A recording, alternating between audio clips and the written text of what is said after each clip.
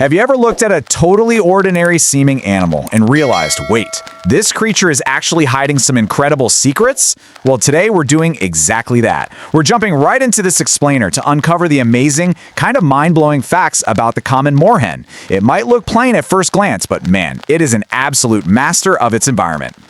We're kicking things off with a total riddle. What swims beautifully in the water, just like a duck, but the second it hits land, it's running around with the rapid-fire agility of a barnyard hen? Sounds made up, right? Like some weird mythical mashup of two totally different animals? But no, it's very real, and it's a total marvel of adaptation. Section 1.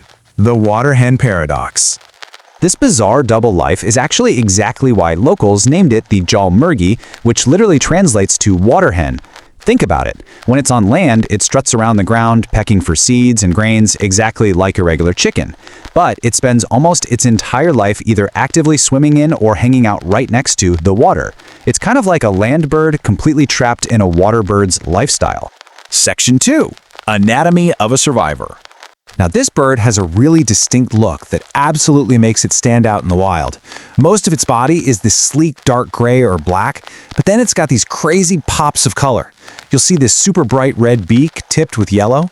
Plus, if you look close, there's a crisp white stripe along the edges of its wings, and it stands on these surprisingly long bright green legs. Depending on where you live, you might actually hear people call it the Jalmurghi, the blue hen, or Jalmurghi, the black hen, just because of those striking, vivid colors. But here is the craziest part, the grand paradox. It is a master swimmer with absolutely no webbed feet. I know, right? Ducks, swans, they all need webs to push through the water. Not the Jalmurghi. Instead, it has these exceptionally long, widely spread out toes. These specific toes spread its weight out perfectly. So perfectly, in fact, that the bird can literally walk on top of floating lotus leaves and water grasses without sinking at all. It's basically like nature gave it a pair of built-in snowshoes, but for a wetland. Section 3. Life in the wetlands. So where do they live? Pretty much everywhere. They're highly adaptable and thrive in wetlands across Asia, Africa, Europe, and even Australia. If you look at India specifically, they are absolute masters of utilizing the local geography. From the marshes of UP and Bihar to the ponds of Bengal or rivers stretching all the way from Rajasthan and Gujarat down to the south, they always find a way to thrive. Basically, give them some mud, a lotus pond, and some grassy reeds, and they are incredibly happy. And what exactly fuels this global takeover? Well, they'll eat almost anything. Small water insects? Yep. Snails and tiny fish? For sure. They'll even use that strong beak to tear off soft water plant leaves and tough twigs. But honestly, the truly fascinating part about them is how unafraid of us they are. They'll happily forage for scattered grains right next to human settlements. They are even known to scavenge in garbage dumps near ponds. Total opportunists. Whatever the environment provides, they will make a meal out of it. Okay, nobody's perfect, right? Despite swimming and running like a pro, this bird is a surprisingly clumsy flyer. Seriously, when it takes off, those long green legs just dangle awkwardly downwards in the air. But what it lacks in aerial grace, it totally makes up for with sheer attitude. It's bold, it's mainly active in the morning and evening, and it has this incredibly loud voice. It literally just quacks at the top of its lungs, and the second danger approaches, it shouts to warn the entire pond. Which brings us to the babies. And I absolutely love this description from our source. When the chicks first hatch, they are impossibly cute, described quite literally as looking like small black cotton balls. To keep these little fluff balls safe from land predators, the parents are super smart. They build their nests directly on floating aquatic plants or hidden deep inside dense bushes hanging right over the water.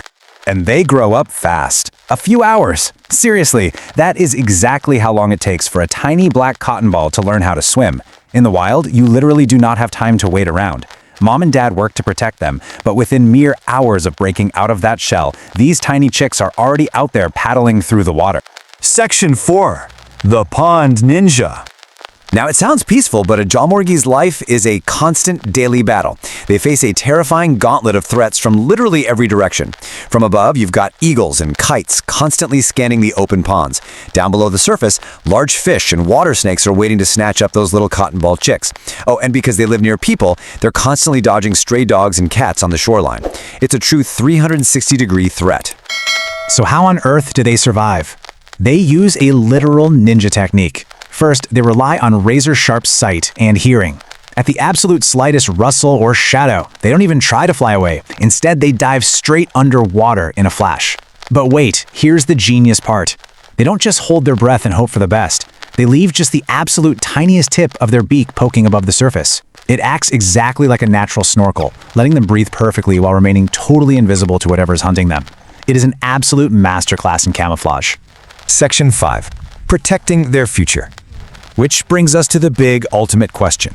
The Jalmurghi has proven it can adapt to crazy predators, it can swim without webbed feet, it can even change its diet. But can it adapt to what we're doing to its home? Can it survive our rapidly changing world? Right now, they are facing a severe crisis, and their biggest predators aren't eagles or snakes anymore, it's pollution and habitat loss.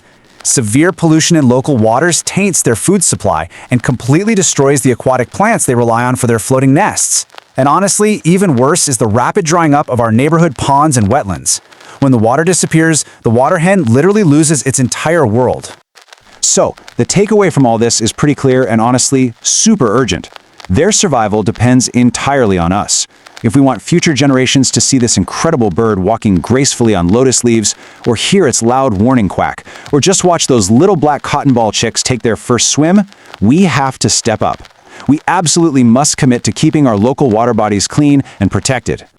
So I'm going to leave you with this to ponder today. Take a real look at your local ponds and lakes. Have you ever actually spotted a Jalmurghi out there? And more importantly, what small step will you take today to make sure its home stays safe and clean for tomorrow? Thanks for hanging out with me for this explainer. Keep observing, keep asking questions, and I'll catch you on the next one.